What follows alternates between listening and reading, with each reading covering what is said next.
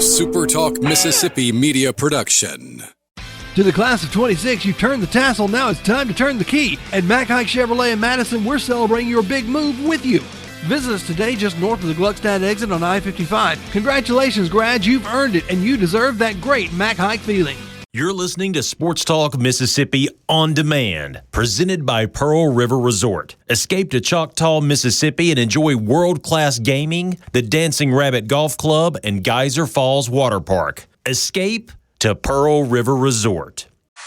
Sports Talk Mississippi is on the air. Sports Talk Mississippi is powered by C-Spire. Power your home or business with C-Spire Fiber. To learn more, visit supertalk.fm/C-Spire. C-Spire Fiber powers SuperTalk Mississippi.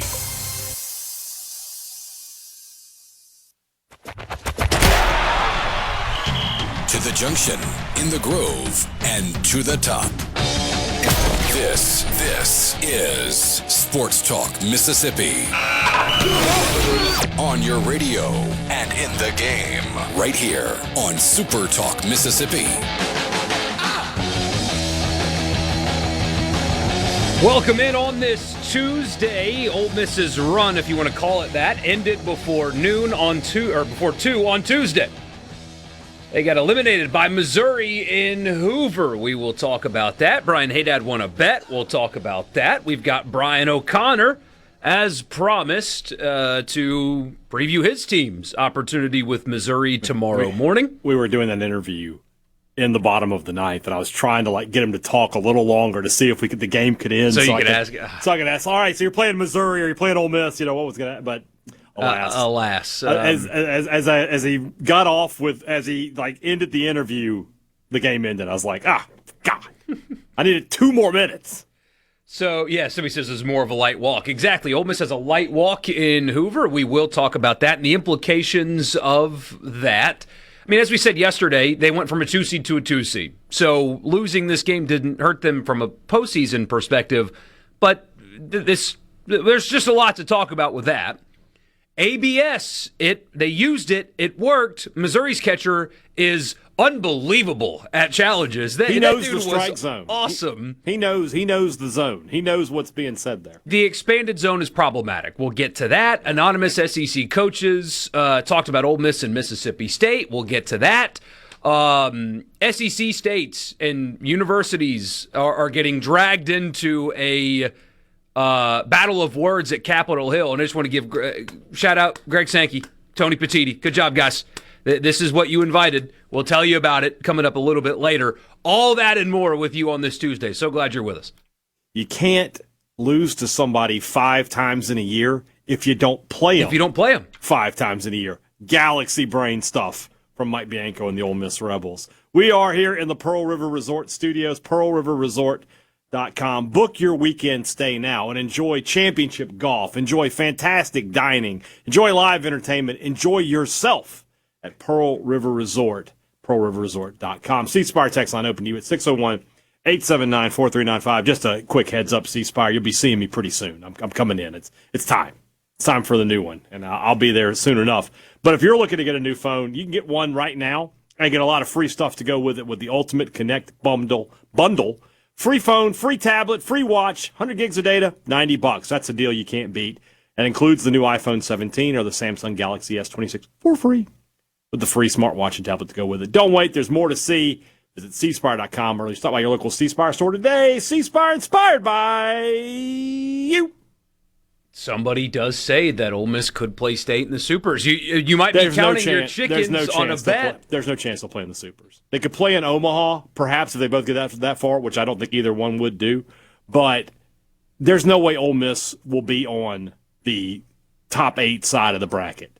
They won't be a 2 seed in one of the top 8 seeds brackets. Their RPI is too high. Unless the committee just gets weird with it. The committee would have to get the only way it could happen is if State were to reel off, maybe get to Sunday, and they get back into the national seed discussion. But I just don't see it happening. So you officially announced that you won a bet. I did not realize that it was just a 1-game difference, though. I thought it was more. Am I crazy? No, I'm up 1 point. So Richard still has a chance. If they were to play again, yes, but I'm going to go out like on a limb. 1 out of 100? Like 1 out of 1,000,000. So you're telling me there's a chance? That's Richard's chances I here. guess, but I'm gonna go ahead and you know what? It's kind of like SuperTalk. It's been known to do it from time to time. We're calling the election here. We've got enough precincts reporting that we feel good about our prediction at this point. All right. So for those that are not familiar, yeah, especially since he is now the host of Mornings with Richard Cross and he can't come on here and defend his honor anymore, of which he has none. What is the bet, and what are you doing? I'm excited, by the way, to find out what our new rules are going to be, because every other time he's lost, he's changed the rules the next year. Are you guys still going to do it? He'll never be here to. No, we'll get. I'll figure something out. You'll have to do a guest spot on his show. If I got to get up at 2 a.m. and drive to Hernando to be there at the Palmer home, I'll do it. No, I mean to hash this out. Although. There is no hashing. Defeat has been handed to him. I know, but what I mean is next year. Are you going to do it with him next year? We'll have to, I'll have his people get in touch with my people. Whatever his terms are, I'll meet them. I have never said I don't like these terms, and yet I have won 3 out of 4 years. So obviously we'll get him in maroon and white on Radiothon Day. But you see, last year he decided to take it a step further. I remember that. It was $100. $100, which... for a man of Richard's financial status, what are we doing here? So he decided to make me a member of the Grove Collective. I don't know if that's a recurring thing. I'm going to assume my membership will not roll over into next year. I decided to involve the Maroon and White family in this. And so therefore I have announced a fundraiser where we will be making a donate. Well, I'm going to ask you guys to donate. Whatever you donate, 50% will go to the State Excellence Fund in Richard Cross's name. The other 50% will go to the Palmer home. And so we are off and running on that. We are going to let that run for the next 2 months up until July 16th when we have the Palmer Home Radiothon. Like to raise as much as we possibly can and then maybe get a personalized thank you from Zach Selman for Richard and all his great contributions to Mississippi State athletics. He already got the chrome cowbell, so now it's time to really step up and show your support for the Bulldogs, Richard. And I look forward. If any of you need the link, you just let me know on the C Spire text line, 601-879-4395. I'll be happy to give it to you.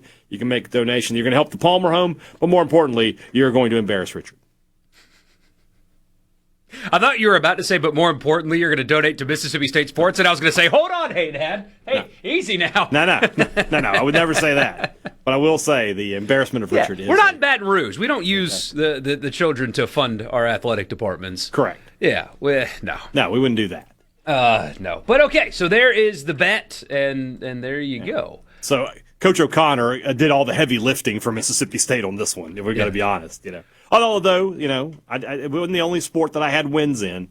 But you know as well as I do, though, that when State lost that game in Starkville to Ole Miss in men's basketball, like Richard it was over. Richard offered me a concession right there. He was like, "If it won't be as bad if you concede right now." And I was like, "You know what? I'm a man. I'll ride it out." And thank goodness that I did, because Coach O'Connor really came through for me. And you knew that baseball was coming, and I did. But at that moment, though, Borkey, I thought they would lose the men's game in Oxford because they were playing so poorly. Yeah. And I was like, gosh, when that happens, I'm not going to be able to come back from this. Well, look at you. And it ended up working out. So big shout out to Coach O'Connor. Got the job done. I would have loved for him to have a chance to put one more nail in the coffin there, but such is life.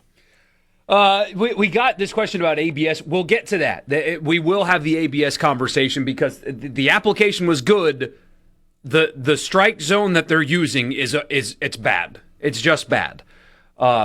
Missouri's catcher, though, that dude, he knows exactly where the pitches are. I'm not being sarcastic. Truly impressive. What was it? What was he, 9 for 9? He did really well on challenges today. Did really well. It was spectacular watching him do that time and time again. But we are here to talk about Ole Miss. Missouri wins 10-8. That's the final score. I think the only time Missouri scored double-digit runs in SEC play this year. Missouri's first win in the conference tournament in quite some time as well. the worst hitting team in the SEC, scored 10 runs on the Ole Miss pitching staff. That's really the story.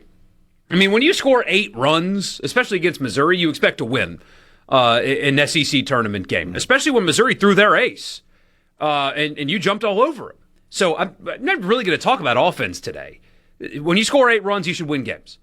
You should. Agreed. You agree. I mean, look at Mississippi State this past weekend and the offense that they had, and they only won 1 game. Libbert goes 4 complete, 2 runs on 4 hits. You would have taken that all day. That's a perfectly acceptable outing from him. But then, I mean, you go to Robertson. He gives up 4 runs, walked 3 on just 1 hit, though, but he only got 1 out. Waters gave up 2 runs. Koenig gave up 2 runs. And then you bring in Hooks after you give up the go-ahead run. When I saw Hooks in the game, I was like, that's not good for Ole Miss. That's a guy that you need to be pitching against the better team. Well, it was bizarre because if you have him ready, why don't you just give him the start of the inning? Mm-hmm. And maybe they were trying to not throw him, but once you give up the go-ahead run, that's when you choose to go to your guy. Why didn't he just start the inning to get you 6 outs? I mean, truly, what's the difference between 5 outs and 6 outs for a pitcher? 10 pitches? That's not going to change much. And so that was odd. If you're going to go to him when the inning begins instead of when you've already given up the go-ahead run. Pitching let Ole Miss down today. And so we'll have to talk more about this on the other side. We're up against a hard break, but Ole Miss loses to Missouri, an upset to start the week in Hoover, and now we'll await Ole Miss's fate as a 2 seed wherever they go. More on this, though, when we come back. Sports Talk Mississippi. Don't go anywhere.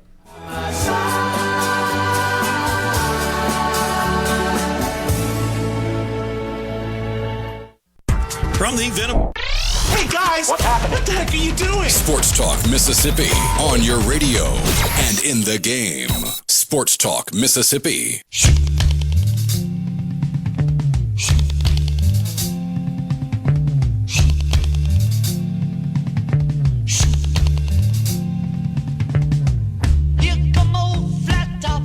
Welcome back, Sports Talk Mississippi. Borkey and Hadad with you. We got this on the text line. Walks and errors are the reason they lost that game. 7 walks for the Ole Miss pitching staff. And then this is the kind of stuff I've been talking about all season long. Right here. Here's another one of those examples, Hadad. We talked about it yesterday in Game 3 of the Alabama series where you pimp a home run. That's not a home run, right? Just a lack of focus. You have in Game 1 a runner on third and the signals are messed up and you get thrown out at home plate because that kind of stuff, right? That happened again today. It's in the 8th game. It's a tie game in the 8th, Hadad. Missouri has a runner on with 1 out. Little single gets hit to right field. Right. And whether it was laziness or lack of focus or whatever, Pacetta just, kind of fumbles the ball a little bit, doesn't get it in time, and Missouri goes first to home on the single. Yeah. Because of just a lack of attention to detail and focus. Not the first time Pacetta's done that. Happened in the Mississippi State series. And it's not just him. This is guys all over this team at various points this season have been involved. I do agree, though, here on the C Spire text line. It's still a little early to be talking about Ole Miss and these errors. I am wrong often. You were so on the money for that one. I want to go back to that guy. The guy who said, it's too early for y'all to be talking about this. Buddy, we were on top of it day one. And that, ultimately, it's stuff like that costs this team, and they don't deserve to host. That's what it's come down to, because it would be different if they maximized their talent and they didn't have those kind of things happen throughout the season. They didn't play well enough to host a regional. At all. And it's little things like that they've done all season where you just gift-wrapped a run. It's a tie game in the 8th inning. And you have to win these games to host a regional in your ballpark. Why is everything you do not locked in, laser focus? I'm not going to do anything other than give 150% effort on every single ball that's hit in this game. And again, a lot of things went wrong today, so picking on one player is not right, but that's indicative of a large problem that this team has had all season. They should be hosting if they didn't shoot themselves in the foot, but they repeatedly did that all season long, and thus they're going to be a 2 seed somewhere. They haven't come close to reaching their ceiling. Talented team, they have not earned the host that they're not going to get. And so you shouldn't take too much away from one game in Hoover, right? You don't want to overreact, but when it's have to win or else, and that kind of stuff happens to you, you only have yourselves to blame for not hosting. You only have yourselves to blame for losing today. You didn't just get beat today. You beat yourself today. And so now you're playing the waiting game with everything. You are, as you said, Borkey, you're going to be a 2 seed somewhere. You got to find out where you're going. You got to find out what super regional you're going to be matched up with. You're probably going to be matched up because you're a good team. You're going to be in one of the lower seeds, or regionals. You'll be in like the 16, 15, 14 range, right? Which means if you do come out of that regional, you're going to UCLA. You're going to Georgia Tech. You're going to Athens to play Georgia.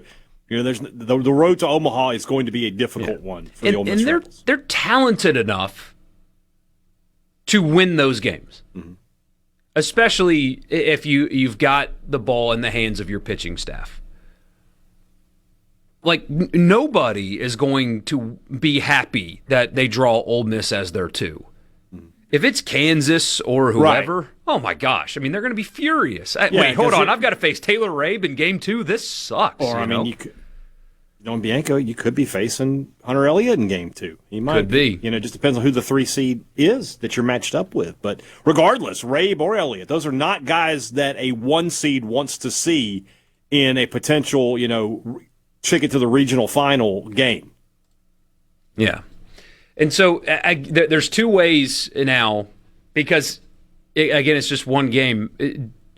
Like, if you had to grade the season, now that the quote-unquote season that you're guaranteed to have is over, because you're guaranteed the SEC tournament now. Everybody makes it.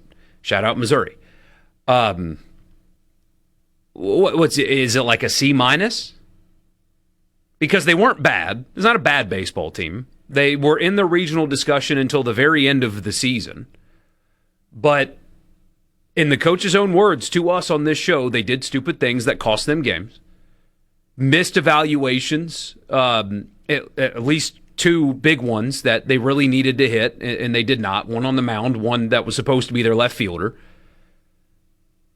I mean, C- for the regular season / Hoover, or is that too kind? Well, there's the other side of this coin, though. This team was not ranked to start the beginning of the season. They're currently in the top 25, I believe.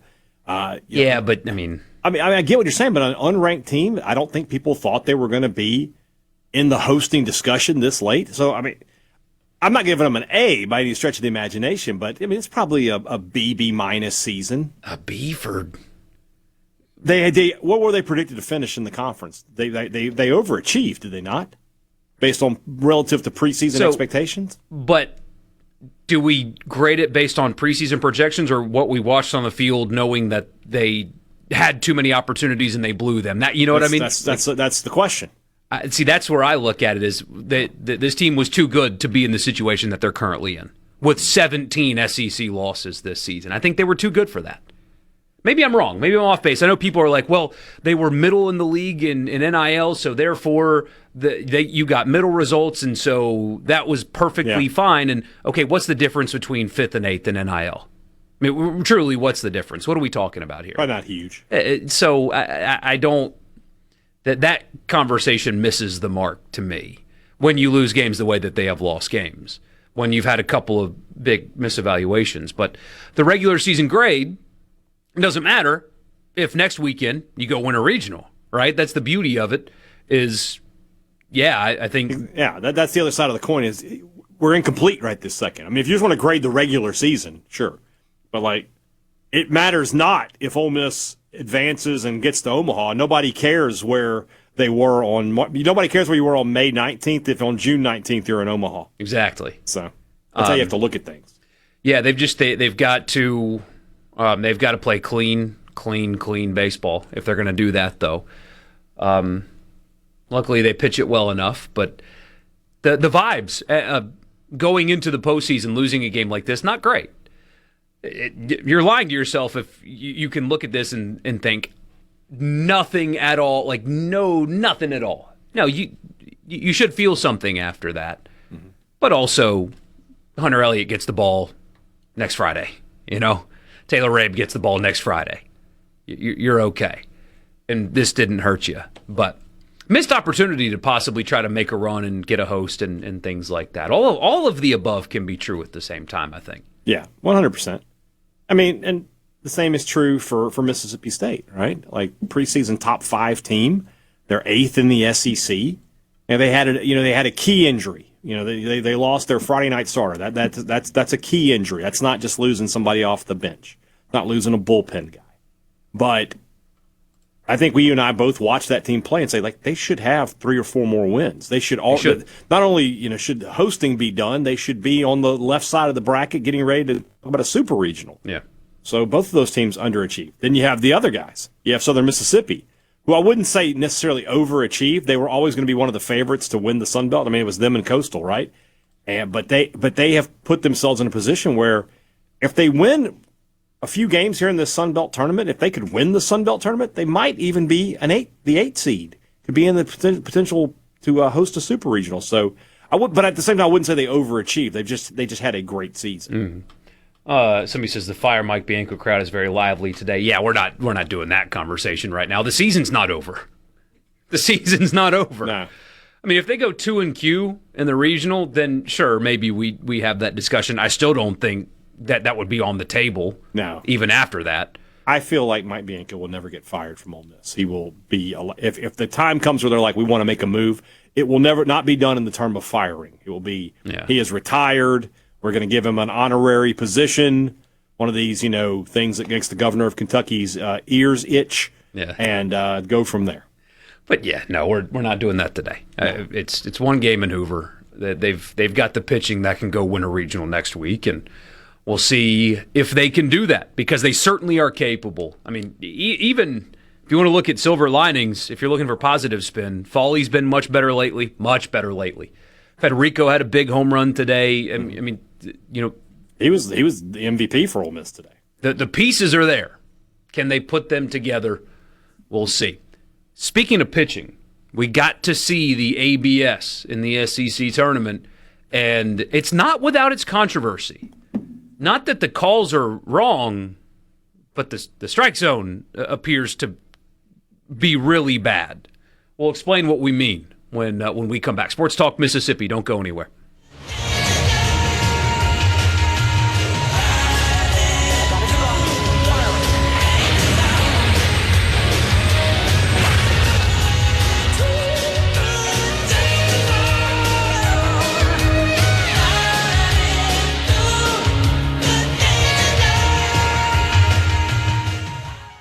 From thecebro.com to the junction, in the Grove, and to the top. Don't hurt yourself. Sports Talk Mississippi on SuperTalk Mississippi.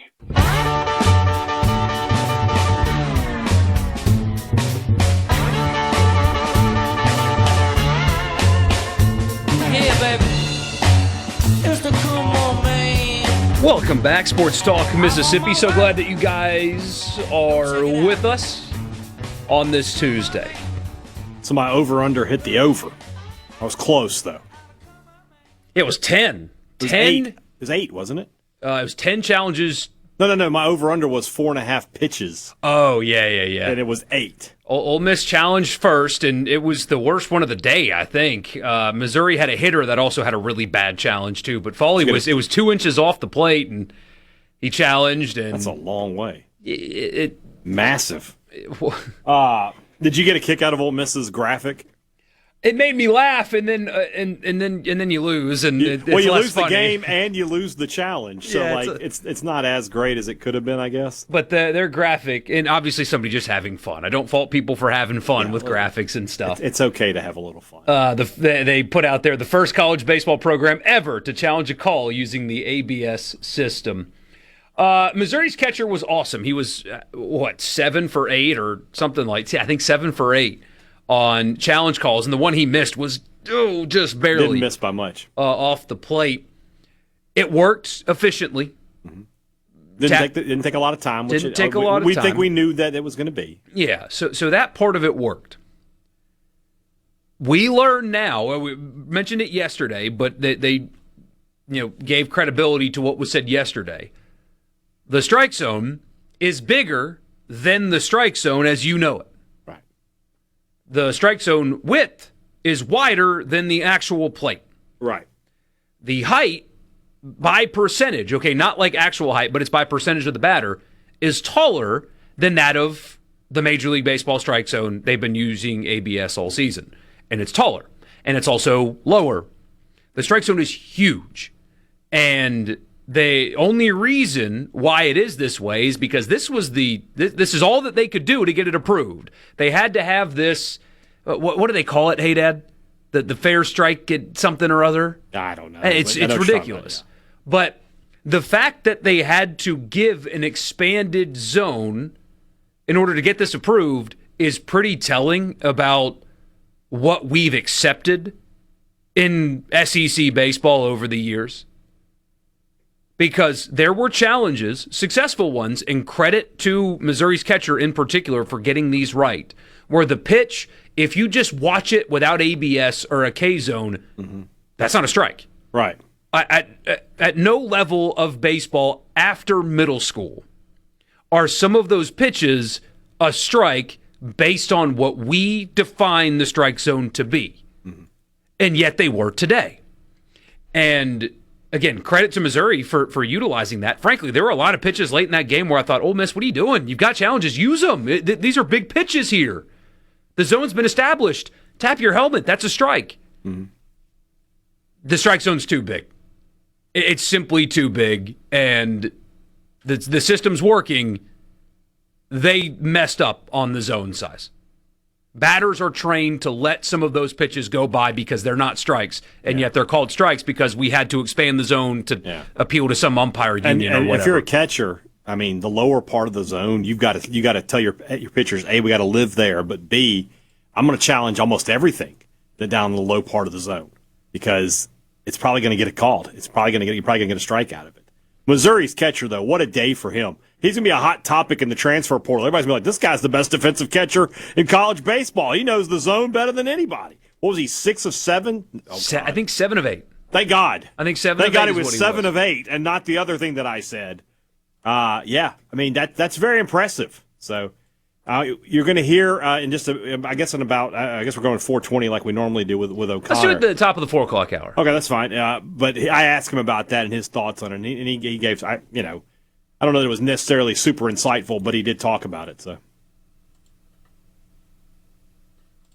I mean, I like it. They need to make the zone the actual zone, though. Yeah.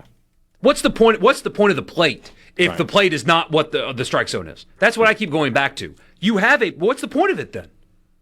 If it's going to be smaller than what the strike zone is, what's the point? And people say, oh, it's just a couple of inches. Yeah, guys, in baseball, that is the difference between winning and losing.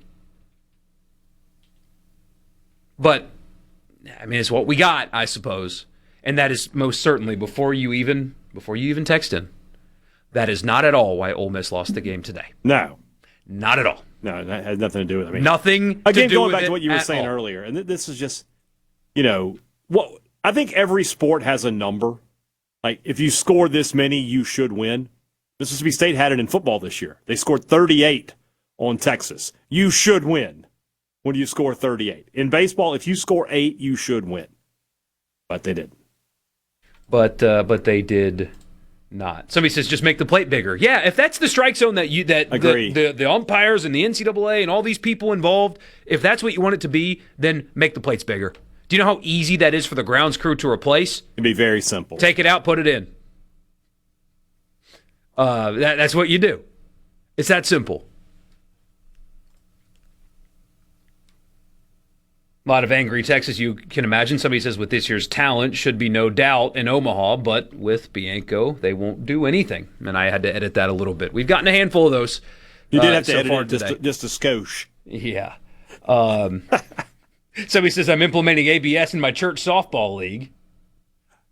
I wonder how. Yeah, I had an interview today with Coach Ricketts from Mississippi State softball, her team off to the Super Regionals. I thought about asking about ABS. Like, is that a potential thing in softball? Could it happen? I don't know if it could or not. I would assume so. I mean, I guess. And the technology is the technology, right? Well, that said, but maybe the need isn't as egregious as it is in baseball. I don't watch enough softball to be able to tell you that one way or the other. Yeah. Yeah, somebody make the field goal post bigger. First down shorter. 3-point line at the free throw line. Yeah, I mean. Yeah. Well, think about like State with that Florida game this year. Like, if the goalposts were higher, I think State might have gotten a field goal that they would have won the game. So let's just do it everything, yeah. I still would love the rationale behind that. Then tell me then what is a strike? Yeah. Like, define this it is a for strike. me. Okay, well then why isn't that a strike? And then on the game today, and this is why we need ABS to begin with, though, during the game, which, by the way, Tom Hart and Todd Walker, love Tom Hart in particular, really nice guy, really funny. If he's at media days, we'll have him on. He'll tell great stories. They were just recording a podcast in the 8th inning in a tie game in the SEC tournament. They went like 3 batters without addressing what was going on the field at all.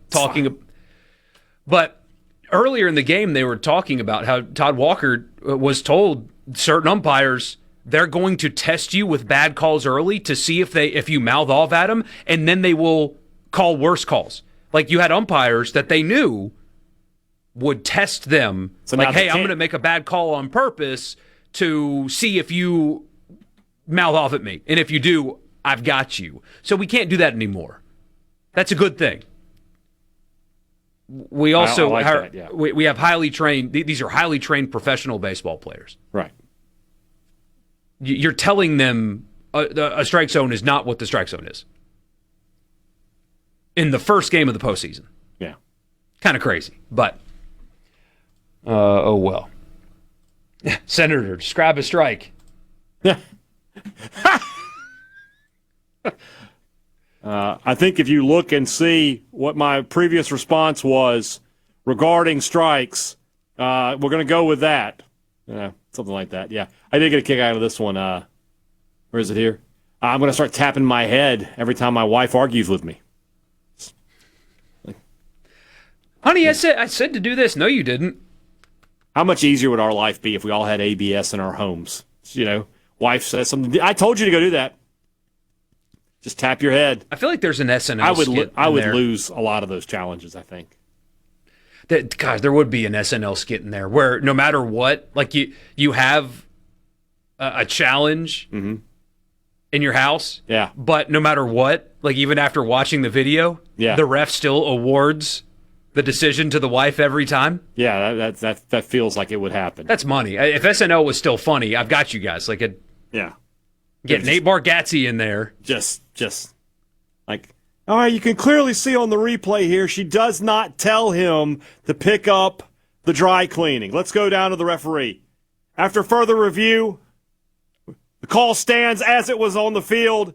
The husband was supposed to pick up the dry cleaning. First down! See? That's how that would go, too, yeah, 100%. That's absolutely how it would. And what about it? The check swing on strike 3 for the batter right before Ole Miss hit the 2-run shot that should have been challenged. Yeah, that was a miss on Bianco's part. Yeah. There's an out or what should have been an out early in the game that led to Missouri's first 2 runs of the game. Mm-hmm. That should have been a dugout challenge, like one of those reviews, not a strike challenge. But apparently the next thing they're testing in the minors, by the way, is check swing challenges. That's going to be next. So we shall see. We'll talk about what State is facing tomorrow, and then we'll get to Brian O'Connor, and then we'll turn around and start talking some football here on this Tuesday. So glad you guys are with us. We'll be back in just a bit.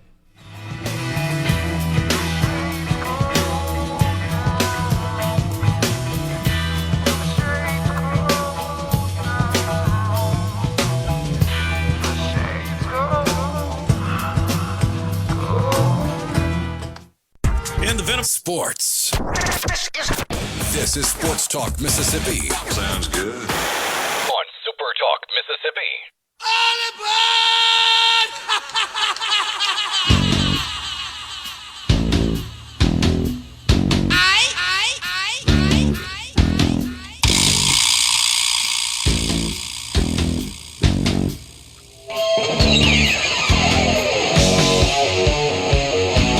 Welcome back, Sports Talk Mississippi. The SEC tournament going on right now. Kentucky's got a 4-1 lead over Vanderbilt. Could that be an elimination game for Vanderbilt? Like, if they don't win that game, they might miss the postseason altogether? Oh, for 100%. Yeah, they have to win. No, they have to win the tournament.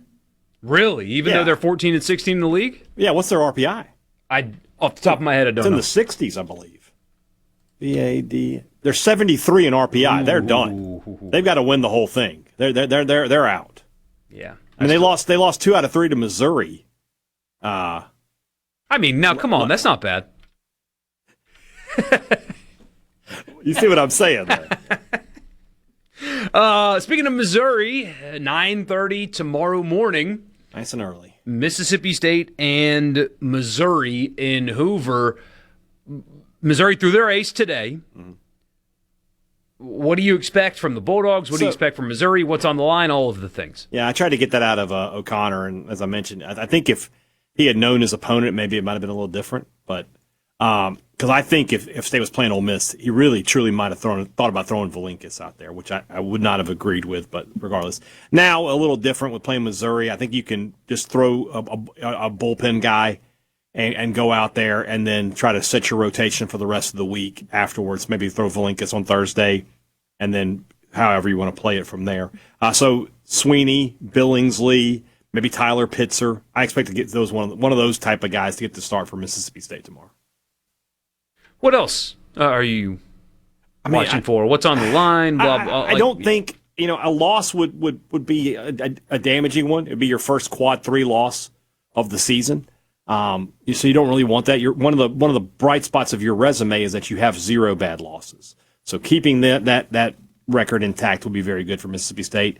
You'd love a shot at Georgia. It's a team that took 3 from you in Starkville, but there were 3 games that State was in those games. They could have won at least one of them. There's a case to be made. They could have had a chance to win all of them, but they didn't. So maybe you get a win over Georgia would absolutely solidify everything. Not that I don't think they're already hosting, but if they were to beat Georgia, it's about maybe you can move up from that 14-13 range to that 10-9 range. That would be nice to give yourself a better chance at a trip to Omaha. So I just want to see Mississippi State. I want to see them continue to hit the ball the way they hit it this past weekend at Texas A&M, but the pitching's got to be better, and they can't just give away free passes the way they did all weekend in College Station. So I expect to see better pitching, but the hitting has got to go forward for Mississippi State. And we'll see tomorrow. I don't know if they can play their way into a national seed. I mean, maybe if they win the thing, but by then everything's already decided, or do you think they can play their way into a national seed? So let's look at the scenario, right? They beat Vanderbilt. Oh, I'm sorry, not Vanderbilt, Missouri. Let's say they beat Georgia, right? They would play the team they would likely play. If chalk were to hold up at that point, they'd play Alabama.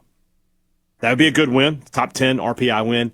So I guess what I'm saying is if they could get to Saturday where they're playing, I don't know who they'd be playing at that point, but whoever it is, maybe you could talk yourself into they've bumped up to the 8th spot, but it just seems unlikely. We've talked about it all week. I really don't know how much stock the committee puts in these conference tournaments. I think the brackets are by and large very set, and unless you have an upset where somebody like, let's just say, Vanderbilt, who's not currently in, if they were to make a run and win the SEC tournament, then you got to figure things out. But I would be surprised if anything State did got them into the national seed discussion. Yeah, and I don't, like you said earlier, I don't think a loss to Missouri eliminates you either. Mm-hmm.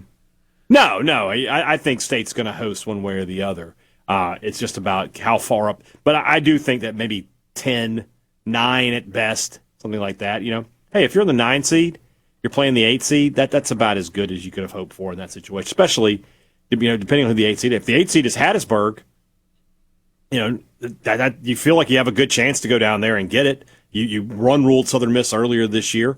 The game you lost to them in Hattiesburg was not you weren't pitching any of your weekend guys in that one, and you were able to put 5 runs on the board.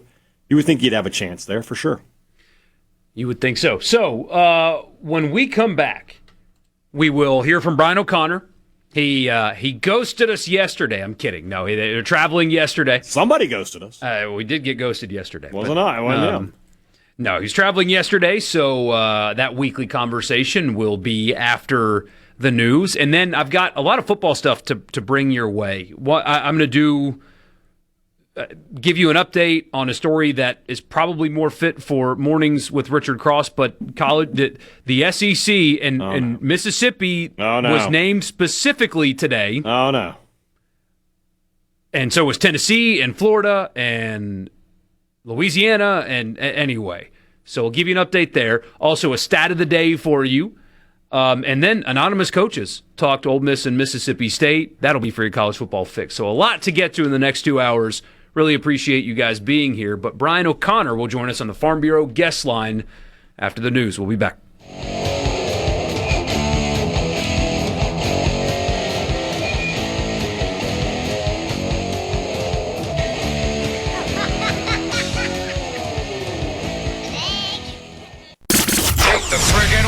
Out of your ears. Did you hear me? This is Sports Talk. Sports Talk, Mississippi. Woo! I say, sports fans. Now, here's more on Super Talk, Mississippi. Sports Talk Mississippi back here with you on a Tuesday afternoon. Brian Hadad, Michael Borkey. It's going to be a rainy week. I mean, it's SEC tournament week, so there's going to be rain. That means the grass is going to grow. That means you've got to mow it. Get out there right now and talk to my friends at Ag Up. Visit them, one of their 15 locations throughout the state of Mississippi, and take part in the Drive Green sales event. You got another few days here at all their locations. You can stop by, get a quote on a new tractor, 1 through 5 series. Can be entered to win a new generator and pressure washer valued over $1,500, plus 0% financing for 84 months and an additional $500 off select models during the event. Great equipment, great financing, a chance to win big. Visit agup.com or your local Ag Up equipment location for details. We go down to the Farm Bureau guest line, my conversation with Mississippi State head baseball coach Brian O'Connor. We're back on the Farm Bureau guest line. Check out favorites.com and go with the home team. We're in Hoover, Alabama, or at least my guest is Coach Brian O'Connor, Mississippi State baseball, getting ready for his first SEC tournament as the head coach and the skipper of the Diamond Dogs. And, Coach, it is now the postseason. Does anything change for you as far as preparation or messaging once you enter this time of year? Oh, for sure. This is for the players and the staff, this is the most exciting time of the year. For the players, their academic work is completed. It's all baseball, and you're playing for everything. And this is an opportunity to compete for an SEC championship, and you got to take them one at a time, just like you do in an NCAA tournament. But, the regular season's over and you move on. And this is the exciting time of the year where you just pour everything into every game. And if you don't, in the SEC tournament, if you don't win, you go home. So I know our guys are excited and looking forward to the opportunity.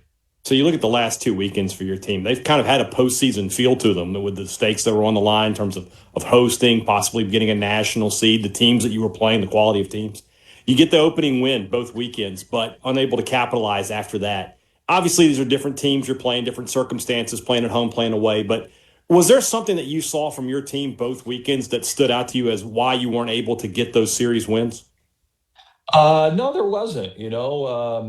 Certainly there's a lot of things somebody could analyze, but Brian, we don't play for the games to host regionals or be top 8 national seed. Those are a byproduct of winning the games, and so you'd have to analyze each game individually, but certainly one weekend, maybe we weren't offensive enough. One weekend we didn't pitch well enough, but that's over. We've moved on and looking forward to what we have in front of us. I know as a former pitching coach, the Saturday game with 13 walks had to have you seeing three shades of red. What did you and Coach Parker talk about with your pitchers after that game? We didn't.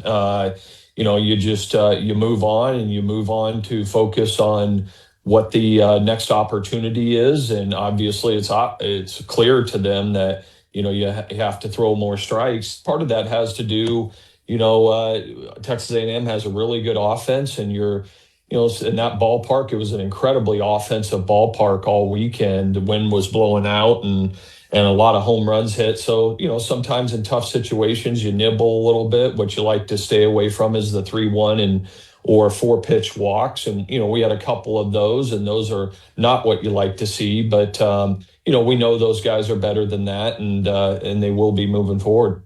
When we talk about having the postseason that your team wants to have, and the Omaha room is named that for a reason at Mississippi State. What is this? Does this team need to change something, or does it need to find something it was doing earlier in the season to have that kind of success? Oh, I just think it's consistency, that you get everything. When you're getting the postseason, everything has to click at the same time. You got to get really high quality starts. And if you don't, you need somebody to come out of the bullpen to hold the game. You got to finish games on the mound. In the postseason, when everybody's fighting for their life for the end of the season, it's difficult to close games out. So you got to have somebody on the mound that can finish, and certainly need to be clicking offensively. And so the teams, we've all seen it over the years that I've seen teams that have been, the best team in the country all year and not be able to get out of a regional. And you've seen teams get hot and make deep runs and get to, something like Omaha. And just because they get hot at the right time and everything's clicking at once. So that's what you try to focus on is, firing on all cylinders. And I believe in our team and believe that all the experiences that we've had, hey, listen, this league is tough, right? And I believe, like I've shared with the team, it prepares you for the opportunities that you have in front of us. And it beats you up, and you got to keep your head up and take the learns. And then, what you try to plan on is all those learns collectively add up to hopefully playing your best baseball at the most important time of the year.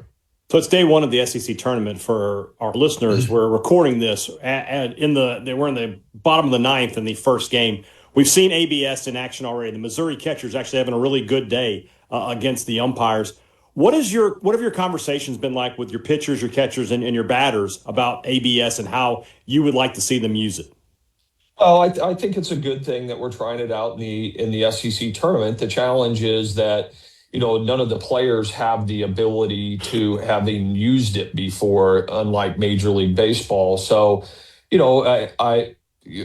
give them some guiding principles of how to use it. You can't use it out of frustration. From a pitching catching standpoint, I've instructed our guys for the catchers to have control of it because they're right behind the plate and really understanding the zone. And sometimes pitchers get emotional. And from an offensive standpoint, you want to utilize it in meaningful situations, right? Because you only get 3 challenges. So you kind of look at it to where is it egregious, and take advantage of it from that standpoint. So as we were saying, we don't quite know who your opponent's going to be yet. Have you made a decision about who you want to start in the game on Wednesday, or is that going to depend on who ends up winning this game we're waiting on? Yeah, we'll make that decision tonight. Part of it has to do with opponents. Part of it had to do with practice today and how some guys are feeling coming out of the weekend at Texas A&M. So we'll put all that together and decide what our plan is. That said, it'll be take them one at a time. I don't try to plan this out as far as what do you have to do pitching wise to win the whole tournament. You don't have a chance to win the whole tournament unless you win the first one. And that being said, I'm not trying to figure out who's starting or anything, but if you look ahead to Thursday, you have a chance to kind of keep your rotation the way that it's been. Is that kind of where you're leaning, or are you thinking about moving guys up, moving guys back? Yeah, like I said, we'll analyze it on who the opponent is, Brian, and make that decision. And the driving force is going to be to win the first game and then move on from there. Couple of injury updates. We'll start with our weekly one with Ryan McPherson. Was able to get you into the third inning. Feels like he's starting to expand a little bit. How many pitches would you like for him to be able to throw if he gets a chance this week? We haven't determined that. That's going to determine from how his bullpen goes and whatnot. So, we haven't made a definitive decision on what his pitch limit was. I felt like other than a few of the walks, his stuff was better throughout his outing, and that was encouraging to see. And hopefully we just, he gets the opportunity to pitch this week, and we can continue to build on what we've been working on with him. And so he's not only hopefully helps us win this week, but most prepared for an NCAA regional. And then with Kevin Maluski, had to pull him from the game on Friday, didn't get to go for you on Saturday. It was unfortunate because he was having a really good weekend at the time of his injury. What's the update on him? You were just talking about the catchers with ABS. Is he planning to play this week? Yeah, he's in a little bit of concussion protocol right now, and so he moved around at practice a little bit this morning, and so it's just kind of a day-by-day situation. So we'll see how he feels tomorrow morning, but and it'll kind of be assessed on a day-by-day based on where he's at. He took a foul tip and got jarred pretty good, and we'll see how he feels tomorrow morning, but it wasn't super promising today based on what he was able to do. We'll wrap things up with this, Coach. You're in the postseason now. It's not win or go home when you get into the regionals. You can take a loss there, but by and large, the pressure's on. When it's win or go home, Coach, what's the biggest challenge you face as a coach? I wouldn't say that there's a challenge. It's more that when your team is in this situation, they got to pour everything into it, right, and leave it all out on the field, and so. That's more what it's about. It's about the approach that we take, and I know that they'll be ready to have that approach starting tomorrow morning. Postseason baseball in Starkville or in Hoover in this instance, and then we'll see about what happens next week with the potential of a Starkville regional. Coach O'Connor, appreciate your time. We'll talk to you again soon. All right, thanks, Brian.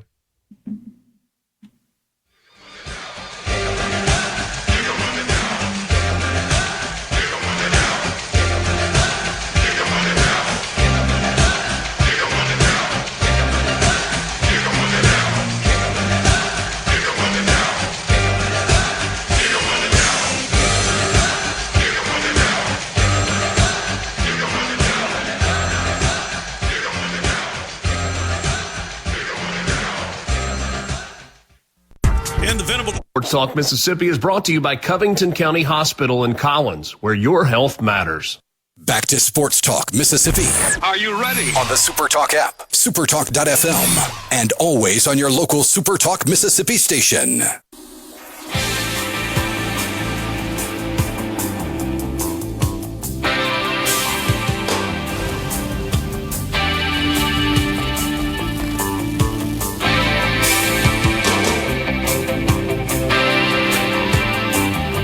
Are you eating? I was a second ago. I guess Richard left, and you got to fill the Brad Pitt role over there. Dots Pretzels. Yeah, they're great. What flavor you got? They've added a Chex Mix style mix. Oh, it's unbelievable. Ooh. Oh, Borkey, you had my curiosity, but now you have my attention. But as somebody that is counting calories, you don't want the attention. You don't want that. Oh, it's so bad. Yeah, snacks are the worst thing ever when you're counting calories because you're like, I just have a little something, and it turns into I've eaten a whole bag and it's 1,000 calories. Yes, yeah, you just gotta be careful. Yeah. Interesting message on the text line. That's the most argumentative I've heard O'Connor be in an interview. He seems upset. We'll call it. Bet he's been reading the comment sections. Yeah, it's again you had to edit some commentary. Is that the vibe you got though? No, I didn't think so. I don't know if what I asked falls under the Twitter tough guys purvey of what a tough question is or not. But I thought his answers were I'll just say interesting. When he talked about he didn't say anything to the pitchers, I have trouble believing that. I mean, I'm sure there was some message conveyed after a 13-walk performance. But he didn't come across as argumentative or upset to me. Felt very, very similar to every other conversation I've had with him. There is a percentage of every fan base that wants the media to yell at the coach. Well, I said it on Twitter. I said these people's idea of a tough question is, why haven't you jumped off a bridge? Yeah, it's... Do you own a gun? Use it. Like, that's what they want me to ask these guys. It's not... Hey, Coach, you suck. Your thoughts. Your thoughts, yeah. Like, and I had somebody... Last week I basically asked the question of him last week. I said, Ben Davis, every time you leave him in there for 3 innings, he gets shelled. Why do you keep doing it? That was the gist of the question. Now, I made it sound nicer than that. Yeah. And so I had 2 or 3 people reach out to me like, man, you really asked some hard questions. And then on Saturday, you guys got to ask the tough questions. I'm like, what do you want me to ask this man? Yeah. Like, I haven't faced that like you have this year. Do you plan to give back all of your salary that you haven't earned this year? What do you want me to ask him? I haven't gotten that the way you have this year, but like after Ole Miss got swept by State, I mean, I asked, why can't you beat Mississippi State? And you're not going to get the answers that you want when you ask the questions like that anyway. That's when he gave you I didn't quite understand. What? Yeah, I didn't understand the question. Anyway. Somebody sends a picture of the Missouri pitcher. It says Borkey thinks he's slick. I do kind of resemble that guy. I do resemble that guy. Hold on, that's getting tweeted from Sports Talk. Let me just get that, and then I'll get a picture of you, and we'll be good to go. Don't worry about that. That's fantastic. Honestly, this is really funny though. Somebody says you can get you'd have to start a GoFundMe or something. I would need like 2 months' salary to be paid in order to get me to do this. But when Kiffin goes up at SEC Media Days, hey, you suck. Elaborate. Hey, Coach, why are you a terrible person? Thoughts? Coach, have you ever thought about sucking less? Would you consider a cat since you abandoned your dog? Thoughts? That'd be funny. Are you more of a cat person? Flaky?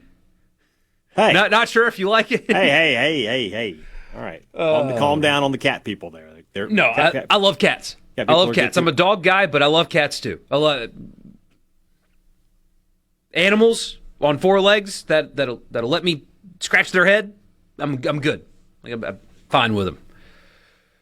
Total, I guess a complete non sequitur, but as you guys know, as we've made reference to, the powers that be in college sports have been trying to lobby Congress to get a bill passed. The most popular one as of late's been called the SCORE Act. Now, apparently there's 2 other senators working on a different one, but considering what's going on right now, that one's very unlikely to move the needle as well. But the SCORE Act has been the big one.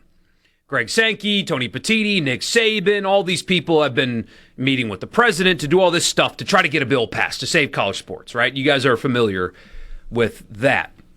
As we told you yesterday, the SCORE Act was supposed to go for a vote this week, but got shut down in part because the Congressional Black Caucus said, we're not doing that. Here's an advancement to that story.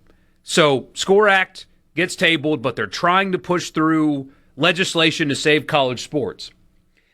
The NAACP released a statement today, in part as they launch the Out of Bounds campaign. And here's a quote from the release. Black athletes and recruits are asked to withhold commitments from targeted... Real quick. Hate to interrupt. Real quick. Mississippi State has made an announcement. Tico will start. It will be Tomas Valinka starting against Missouri. I'm very surprised. Very surprised, and can't say that I agree with that decision. The only way I agree with that decision, Michael, is if they're going in there like, look, we want to make sure he gets some work because it is one and done. He's going to throw 40, 50 pitches, and that's it, regardless. If that's the case, I can get behind it. But if I see Tomas Valinkas in there in the 6th inning, I don't know what they're doing. He better be on a pitch count. Yeah. It would help if the offense just kind of lights up Missouri early, too, to reinforce that. Yeah. Interesting. Anyway, get back to what you were saying. Maybe the idea is to get him an extended rest for next weekend. That's possible. Sense. They want to get him, a couple extra days to go on Friday and next week. Yeah, throw 50, 60 pitches tomorrow and then get a couple more days off maybe. But, again, kind of resetting after I was rudely interrupted. Sorry. The powers that be in college sports have been trying to push through legislation. The SCORE Act was up for a vote. That got tabled, not getting voted on, in part because there's been some pushback. And it's all related to the Supreme Court ruling and the efforts to redistrict in certain states. The NAACP released a statement today where they launched the Out of Bounds campaign. And here's a quote from that release. Black athletes and recruits are asked to withhold commitments from targeted programs to ask coaches and athletic directors where their universities stand on voting rights and to seriously consider HBCUs. And then Hakeem Jeffries, the minority leader of the United States House of Representatives, in part today said, quote, "The silence of institutions is complicity. If LSU is for it, we are against it. If Alabama is for it, we are against it. If Ole Miss is for it, we are against it. If South Carolina is for it, we are against it. If Tennessee is for it, we are against it." He also said he stands with the NAACP in urging, quote, athletes to boycott institutions within the SEC that belong to states that have unleashed Jim Crow-like racially oppressive tactics, end quote. All of the powers that be in college sports that have spent years talking about lobbying and getting Congress and politicians to help, this is what you asked for. If you thought that you were going to get to lobby and have these roundtable meetings and stuff like that, and just everybody is happy, holding hands, bipartisan, passing a bill to save college sports, if you thought that you were not going to end up being used as a pawn by politicians, you get what you deserve here. Now the politicians are painting the universities as complicit in removing people's voting rights. That's what they're saying. They're saying SEC schools, specifically targeting them, are taking voting rights away from people. That's what they're using your schools for, Commissioner Sankey. If you thought that this wouldn't happen, that's unbelievable to me. If you thought that politicians weren't going to use you as leverage and as a pawn, and they were just going to pass legislation without throwing you under a bus somehow, this is what they do. They're professionals at it. Congress is filled with grifters. They weren't going to help you without using you. Whether it be the ones that like you or the ones that don't, you were going to get used. And instead of passing bills, now, members of Congress are calling your schools at large participants in Jim Crow era laws, even though your schools had nothing to do with any of it. This is what you invited when you asked politicians to get involved. You only have yourselves to blame for this. More on Mornings with Richard Cross. Sports Talk Mississippi. We'll be back.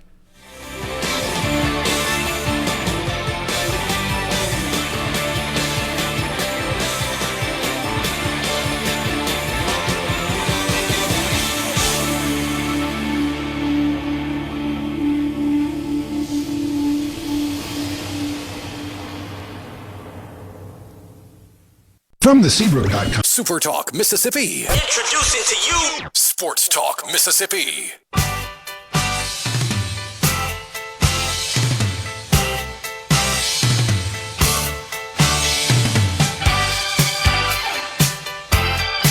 Welcome back, Sports Talk Mississippi. I don't know what happened in that last segment. My headset cut out The whole time you were talking. That's fine. I have no idea what you talked about. I couldn't possibly comment on it. That's fine. You don't have to. This is what you invited. I didn't. No. I didn't think. This is what I said. This is what you invited, SEC. No. This is what you invited. You asked for this. I did. And you got what you asked for. That's the one part I cannot be argued. And you can actually make it a lot simpler. As an old saying, right? When you lay down with dogs, you get fleas. Like, this is what happened. You went to Washington and asked for their help. Guess what happens? They helped. Yeah, they helped in their own special way. I mean, this is like the quote from The Man Stabbed. What are you going to do? Stab me? Yeah. I mean, that's what this is. The leopards are eating their face right this second as we speak. So. A couple of people saying, well, this won't work. No, of course it's not going to work because that's where the most money is, where the best facilities are, the best coaching. People are smarter than that. This isn't going to work. There won't be any tangible impact on the recruiting prowess of your local SEC team as a result of this. It's just the fact that this is, if you're trying to get something passed, this is the discourse around your effort to do that now. And then somebody says, the schools can't publicly take that stance, and they certainly have no ability to influence that stance. This is totally a lawmaker's issue and should not be tied to college sports in any way, shape, or form. And you're exactly right. And the most pathetic part about doing this, do you know how big universities are? They're pretty big. And how diverse universities are in thought and power and ability. Not one person can ever speak for a university. Even the chancellors of the university, or the presidents, because it's not a chancellor at Mississippi State. Mark Keenum doesn't speak for everybody at Mississippi State. Glenn Boyce does not speak for everybody at Mississippi State. You have super conservative professors and super liberal professors at these institutions. They all have voices and opinions and feelings, and they all differ. That's kind of the point of a university, is to have is it cornucopia of viewpoints? That's the whole point of higher education. A plethora, if you will. A smorgasbord, I don't know.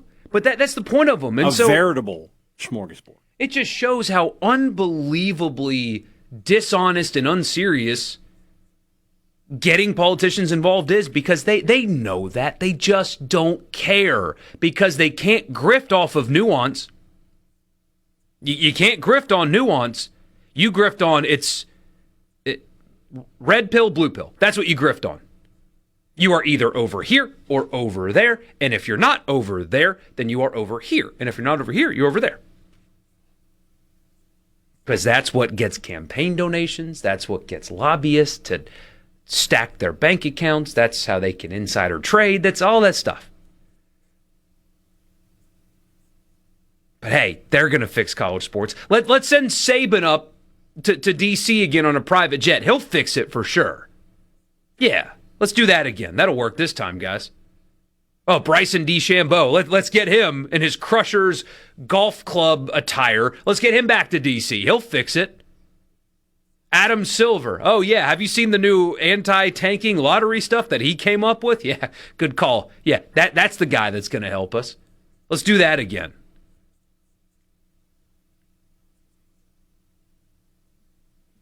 Politicians. This is what you get. This is what you get. But anyway, somebody says, I do think a political science major could get some great insight on this topic. Do we know one? I know one. Do we know another one? I know one. It's kind of like, I was a political science major the way Nolan Ryan was a pitcher. You know, there was a time where he could throw 98. That time has come and gone. So, yeah, there's that. Good job, everybody involved. Really good job. We will get to anonymous SEC coaches coming up. Some good quotes, actually, about Ole Miss and State in there from Athlon. But, hey, Dad, did you see this from our friends at the Next Round? Each Power 4 school's combined conference record. So, win percentage, anyway, not combined conference record. Conference win percentage for football, men's and women's basketball, baseball, and softball. So it's the win percentage of each sport combined. Just conference play. Just conference. Because I had to look at that for a minute. I was like, there's no way this is possible. But, yeah, okay. It makes more sense now. Mississippi State is 6th from the bottom at a 325 in-conference win percentage across those sports combined. But not last in the SEC. Guess who that goes to? Well, we're just Auburn being Auburn. How is Auburn in the spot that they're in as an athletic department? Could you care to take a guess? Do I have to say it? Gotta say it out loud? Do you have to say it? I think we all know. Yeah, what the problem is there. Yes, go ahead. So, who was first in the SEC? First in the SEC, Alabama. They won 68.5% of their conference games across those sports. Makes sense. Because they were good in basketball, good in baseball. Their women's basketball team was okay. And their softball program pretty good, too. They're not softball's on there? It's football, men's and women's basketball, baseball, and softball. Then softball, yes, their softball team is very good. Yeah. Texas was 677. What was it?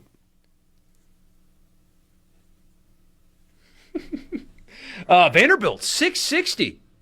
Well, I mean, they went 10-2 in football. Their basketball team was very good this year in conference play. Their women's basketball team was nearly undefeated, I want to say. I think they only lost like one game. And they don't play softball. They don't play softball, and baseball is what's dragging them down. Yeah. They've been first place in a normal baseball year. A&M 642, Georgia 640, Oklahoma, even with softball, 629. So that's still very good, but not up at the top, despite having a dominating softball program. Well, they're a little lower than they have been in years past this year. Because I think they're the 3 seed because that's where Mississippi State's headed for the Super Regional. Tennessee at 552, as is Florida. And then you got to go down a little bit more to find Ole Miss at 469. Softball and men's basketball. Nice. Really dragging them down. Well, I mean, baseball was, 500, right? Baseball was 500. So, yeah, football. And women's basketball. Was 7 or 6 games above 500 in football. And but women's basketball, yeah, they were good. They were good. Probably, yeah. So, yeah. So that is carrying them. The worst athletic departments in the country this year, at the very bottom, Boston College. That has got to be an empty existence as a fan, too. I guess their hockey program's okay. Yeah. But they're just bad. Here's the truth of the matter. If you're a Boston College fan, you're probably a much bigger fan of the Celtics and the Patriots and the Bruins and the Red Sox. Now, the Red Sox aren't great this year, but those teams are okay. But also, the Patriots haven't given you the most glowing offseason in the world. I mean, you did go to the Super Bowl, but since that moment, since the kickoff of that game, it has not been great for the Patriots. And are they going to get A.J. Brown? It's supposed to happen June 1st, I believe. But at this point, is it? If I'm A.J., I'm like, can we rethink some thoughts here? Especially when a reporter was allegedly, I think clearly, but that is just my opinion, trying to manipulate the market. Possibly. It's pretty clear that said reporter allegedly, in my opinion, protecting ourselves from lawsuits, was manipulating markets for a particular coach in the past. It's very possible. By the way, I just want to go back real quick. Talking about the article you talked about, I forgot about this. I was looking through some old text here. I texted Ross Dellinger today. I was like, is this one of those days you wish you'd stuck to gamers and player profiles? What'd he say? He just sent the laughing emoji. As soon as I saw that tweet, I was like, oh, Ross, you didn't sign up for this. This is what your wife used to do. And somebody says, that's right, don't lobby for what you believe in fear of being demonized. No, here's what the problem with that is. They are passing off their responsibilities on Congress. That's the issue. They're not fighting the good fight up there at D.C., man. I know we all want to believe that the people that hold power, even in sports, are noble. They're not up there doing what's right. They're up there trying to preserve themselves without taking responsibility for the mess that they've created. That's the issue. They're not taking responsibility. They're not leading. They're going to $2,000 per room per night resorts to have meetings about how the money's not there. Shout out Big Ten for that one. That's the issue. They're not fighting for what they believe in. They're fighting for self-preservation and asking the most corrupt body in the country to save them instead of leading themselves. I don't respect people that pass off responsibility onto somebody else. Yeah. Hey, I'm going to need you to do something for me real quick, and then we'll go to the break. What do you need me to do? We got 20 seconds. I'm just going to pass it off on you, whatever it is. Okay. 601-879-4395. Boston College, Rutgers, Maryland, and Auburn, the worst athletic departments in the country. That is some company to keep, Auburn. Goodness gracious. We'll be back. Don't stop believing. From the Talk Mississippi continues.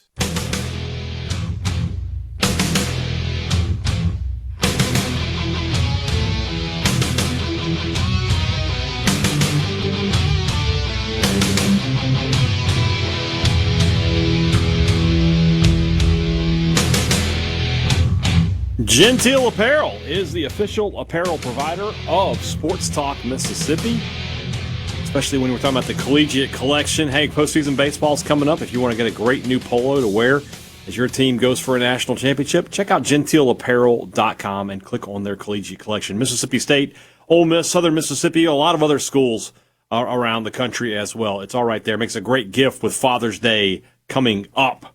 And it's not just shirts at genteelapparel.com. There's shorts, pants, and, of course, there's swim trunks with the patented escape hatch technology. Check it all out at genteelapparel.com. R.J. Lewis has signed with LSU. R.J. Lewis Jr., I should say, has signed with LSU. Will Wade gets another commitment. And another one that's a former professional basketball player. R.J. Lewis. His graphic sent me. His graphic includes UMass, St. John's, the Utah Jazz, the Boston Celtics, and then LSU. What are we doing with our lives here? R.J. Lewis is 23 years old, 6'7". He's six. I get it. 6'7".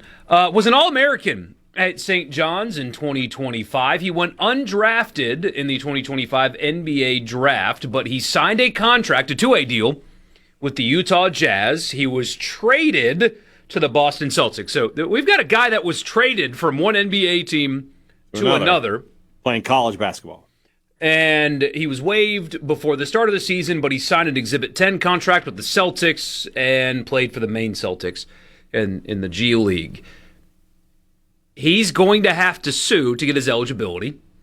He is, according to the NCAA, not eligible.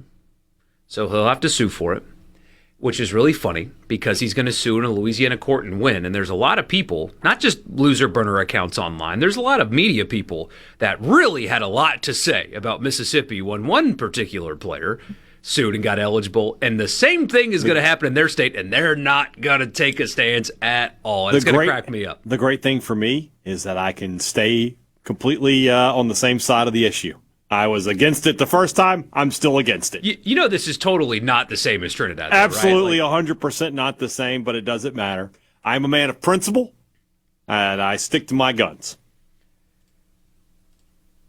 This is silliness. It really. Will Wade's going to have an entire starting five of former pros at this rate. Yeah, that's what we're talking about here. That they found a loophole, and now they're gonna try to run a battalion through it. I mean, it's just saying these things out loud. And this is a guy who played for two different pro teams, was involved in a trade in the NBA.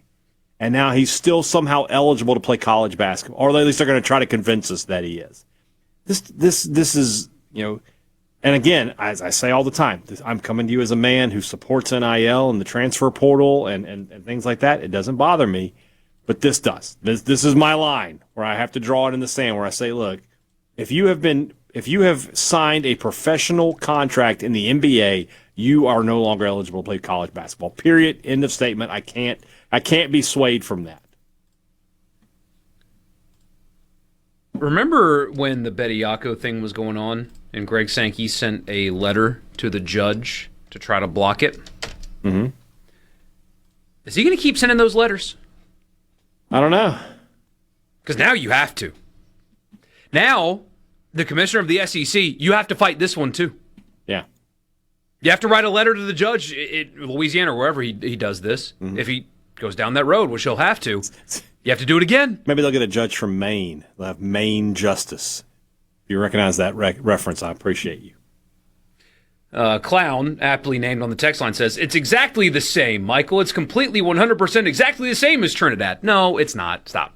Just I'm not even going to entertain your thought any further. Trinidad's not a former professional. He didn't sign with the Cincinnati Bengals and then come back. Stop. That's not it.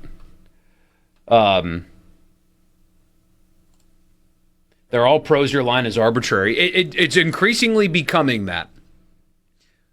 But you do have...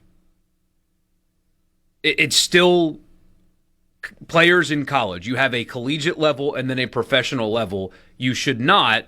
This is a stance that, even if it's hypocritical, I think is fair to put your foot down and say, once you leave the college game, you cannot come back to the college game. If you leave, you're done. You cannot come back. I mean, we've seen in golf, players left the PGA Tour to go to live. The PGA Tour gets to set its own terms for how they come back. They can tell them no if they want to. Actually, no, you can't come back and play. Sorry. Yeah, I'm kind of surprised that Mississippi State and Ole Miss haven't reached out to some of their former players. For Mississippi State, a guy like DJ Stewart or a guy like Iverson Molinar, still left with eligibility. Never actually made it to the NBA. Why not? Why not? Why have you not at least tried to get them back in? It's worth the time. I mean, maybe they're just being... They look at this wrong. I don't know, but you're exactly right.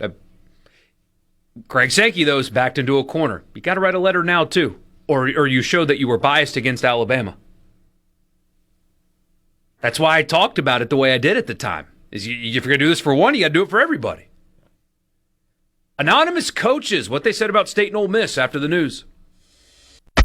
From the flatlands of Mississippi. Sports Talk Mississippi. Every minute worth waiting for. Super Talk Mississippi.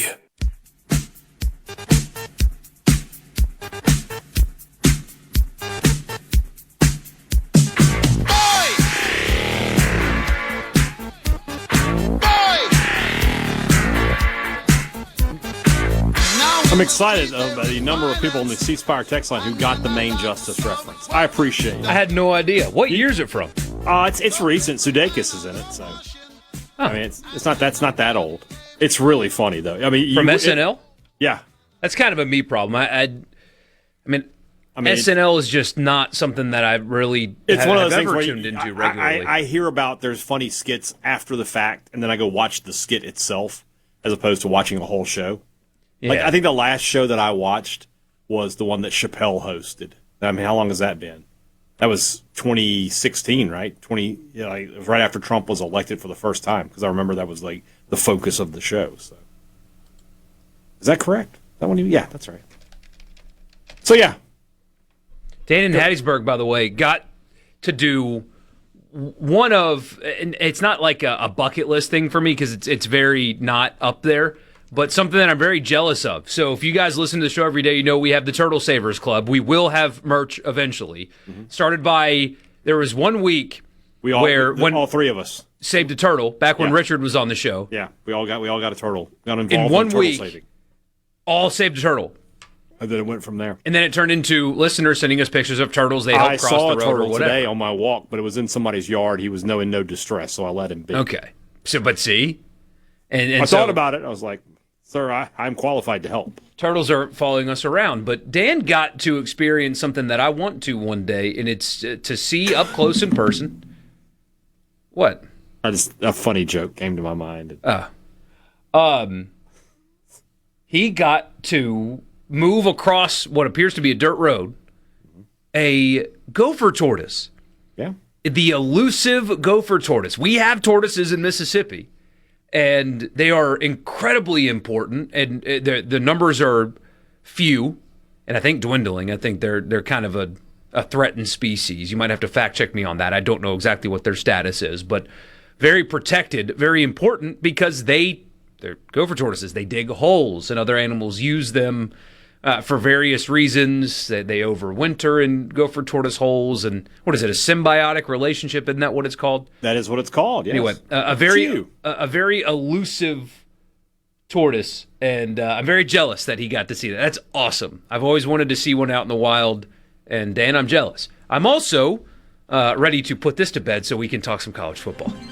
In the college football fix, you think?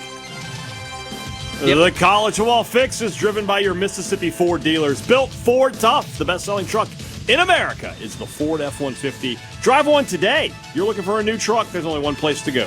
Your Mississippi Ford dealers. Thank you for your attention to this matter.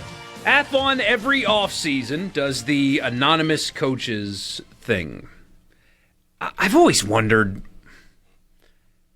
not that they're making it up necessarily, but are you getting the head coaches to talk about this or coordinators, or is this more of, a staff member, a low-level staff member? I don't think anybody from Athlons was sitting down with Nick Saban at any point and getting his thoughts. But in this case, now there's more to come. So this is one part of the anonymous coaches quote. There will be another one, and we'll get to talk about that too. But SEC Mike is the one putting him out there. I think that he's got a partnership with Athlon anyway. But Athlon every offseason does quotes from anonymous SEC coaches about other SEC schools. This one for Mississippi State, it's very straightforward. This won't surprise you, but still. Kamario Taylor is a phenom, the anonymous coach says. He's athletically gifted. He can do a lot of things for them this year, not only with his arm, but also with his feet. He can keep plays alive, which turn into big plays. I mean, that's very cookie cutter, but that's another SEC coach straight up called him a phenom. Is the word that was used. That's a good word to use because athletically, that's what he is. He's big, strong, fast, big arm. He's got all the tools. And then this one, anonymous SEC coach on Ole Miss. Okay.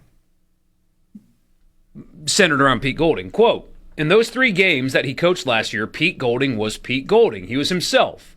He naturally transitioned into his role while staying the same dude. That's going to be the challenge. Can he continue to rely on all of the things that made him a big-time ball coach, or is he going to try to be the anti-Lane Kiffin?